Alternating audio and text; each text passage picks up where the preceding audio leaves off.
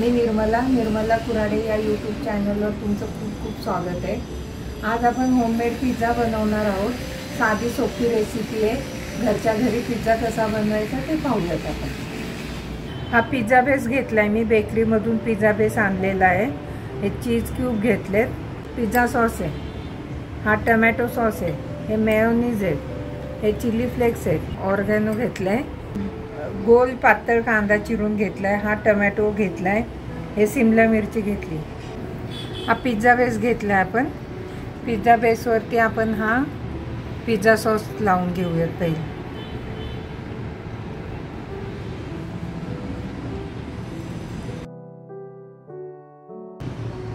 हा थोडासा tomato sauce घेतलाय,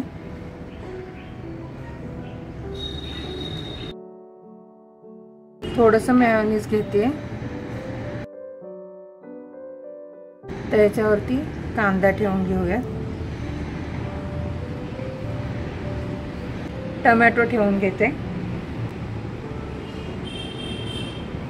शिमला मिरची, तुम्हाला नसेल आवडत तर शिमला मिरची नाही टाकली तरी चालेल, जे आवडतात आपल्याला भाज्या त्या टाकून तुम्ही करू शकता।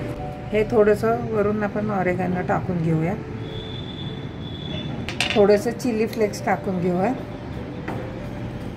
तर यावरती चीज किसून घेते मी। खूप सारं चीज किसून घ्यायचं त्याच्यावरती। आता तवा गरम झालाय, तव्यावरती आपण हे ठेवून घेऊया। थोडंसं साईडनी तूप सोडते। आता झाकण ठेवून घेते मी याच्यावरती।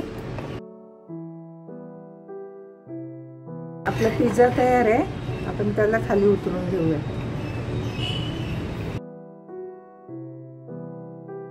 आपण घरच्या घरी खूप साध्या सोप्या पद्धतीने पिझ्झा बनवलाय, तुम्ही घरी ट्राय करून बघा।